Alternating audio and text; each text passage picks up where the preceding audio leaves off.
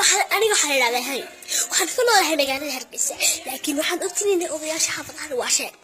odayaal waxaad arkaysaa dawarsooyina oo inta magaalada imaadaan oranaya guriga ku soo qaraacay ka soo bilaxnimo nabiga waxaan antimi nifaanti waa bilaxnimo waa ismeenay kama ogtiin guriga ku soo qaraacay guriga ku leen xara waxa ku leen xoolo iskalaali guriga tuuge nifaanti